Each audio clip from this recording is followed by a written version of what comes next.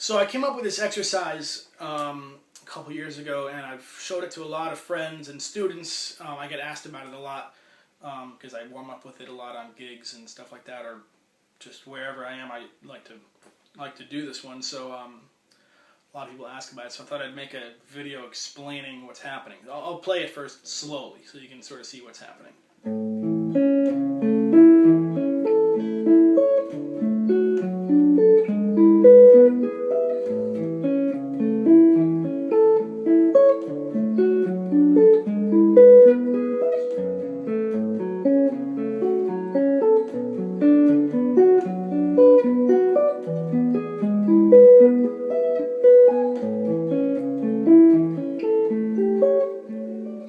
Then it goes to the next key.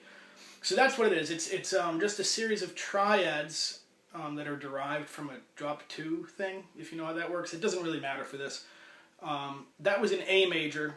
I usually would start at C major and go through all 12 keys, and I'll show you how we do that. But to explain it, we're starting with it's all a major and minor triads. Nothing other than that. Diatonic triads. For instance, in A major, we have A major, and then in its inversions. Now it's not 1, 3, 5, it's 1, 5, 3. And you'll see that a really good way to practice this is blocked. Not separately, but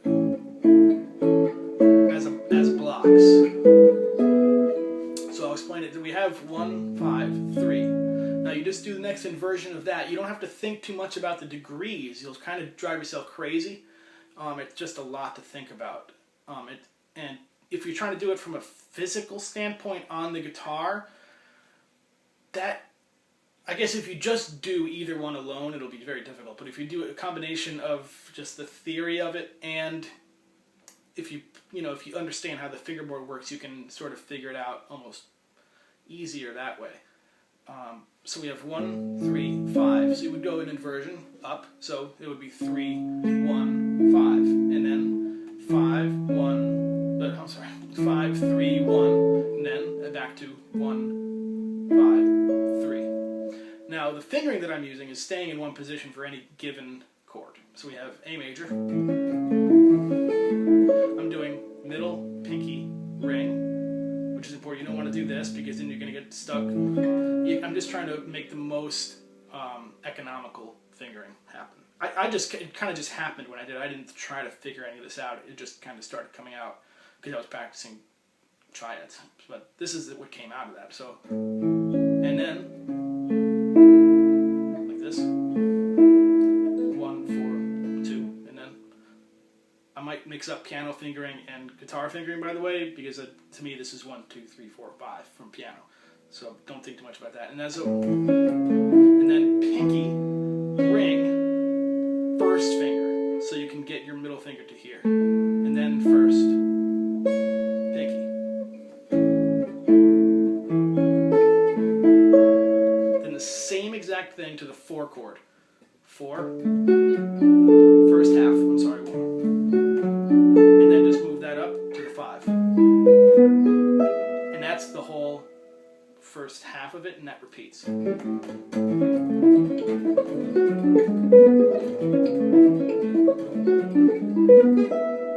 Now it's important because the next thing we're going to go to is the 6th chord, but the first time that this happens we do first finger, so we can get back down to middle finger there. Second time, middle finger, because we got to send first finger down there. That's something I had to actually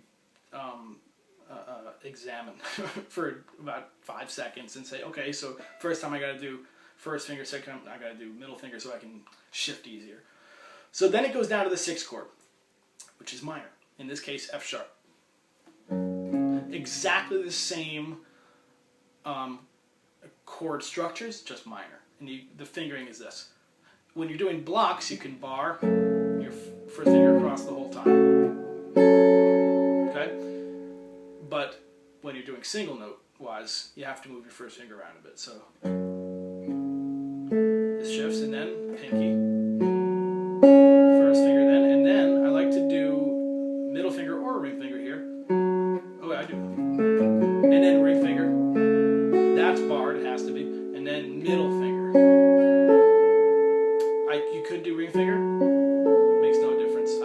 reason to be consistent with the major shape, I just do middle finger. And it's something about having to use the middle finger on every set. Something about just the balance of using the middle finger for a second there. I like that. So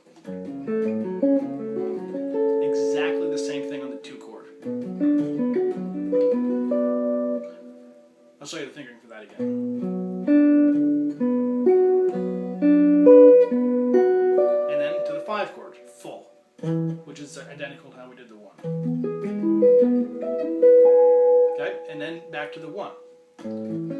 Now what I started doing, instead of doing this, I was making it a dominant 7, because we're going in a cycle of 4ths here.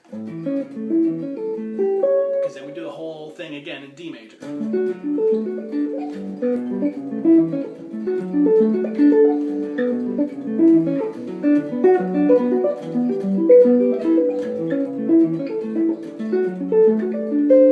And then to G major, etc.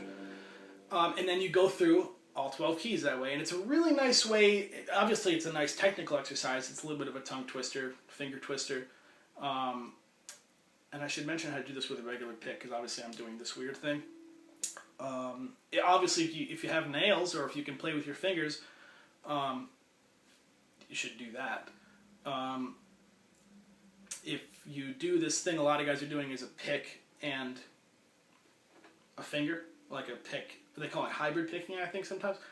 A pick, and if you have like nails on these, if you play classical guitar and you use a pick, I would recommend finding your own combination for the right hand. But if you're just using a pick, it's actually totally possible. It's difficult.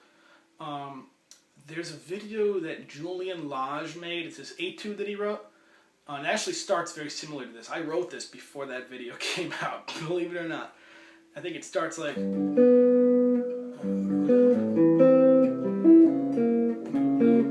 something like that. It's pretty. It's really nice. And it's a much more interesting piece of music than this. This is just purely an exercise. This is nothing musical. You can make it musical because it is just diatonic triads, which I think is a beautiful musical thing.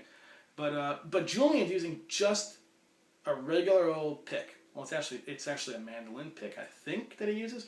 But for this, you would do pretty consistently, I think, down, down, up. Considering all the skips, that would be the easiest thing to do. For example, let's see.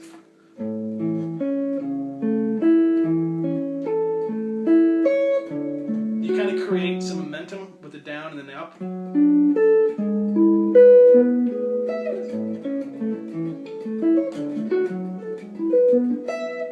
I haven't played with a pick in a very long time with any regularity, so but that's what it would be, for sure. Otherwise, you'll kind of drive yourself crazy with weird combinations, down, down, up. So the way that it works in keys that, like for example in C major, I didn't show you C major because it's a little harder to see how it works. You have the 1 chord, and then 4 chord, the half, but then instead of going up here, like if you're playing a classical guitar like this one, once you're at that point, you're like high. So what you would want to do is, and the same applies for that ring finger, first finger, middle finger, which is it. Then you have your first finger to go there, to the 6th chord.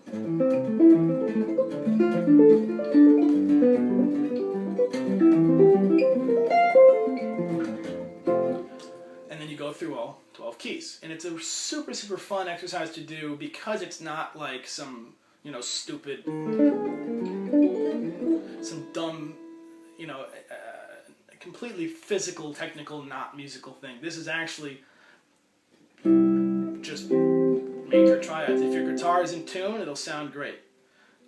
It's a good thing to do super slow and super fast. It's a good picking exercise, really good for left hand independence, getting your fingers moving around. What I've shown a couple students to get their left hand a little bit more open and loose in general is to do this without their thumb touching, so that you're really you're not using it as a crutch. You're trying to find where you are. You know what I mean? Because if you're not used to this kind of thing, it might be hard at first. A pro guitar player probably wouldn't have much trouble with this, but I would. I mean, I don't know if you can see, but you probably can't see. But without thumb, you actually have to. It's a little weird, but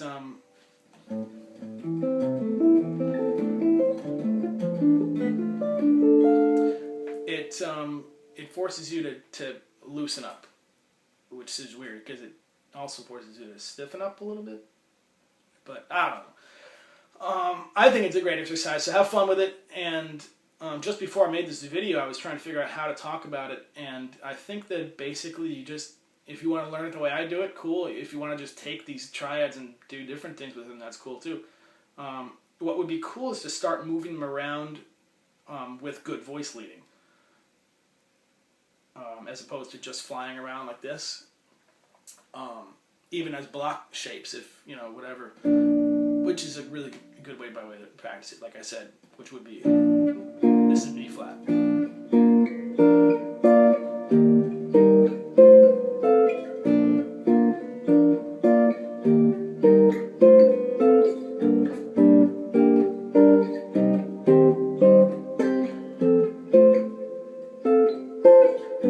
Whoops.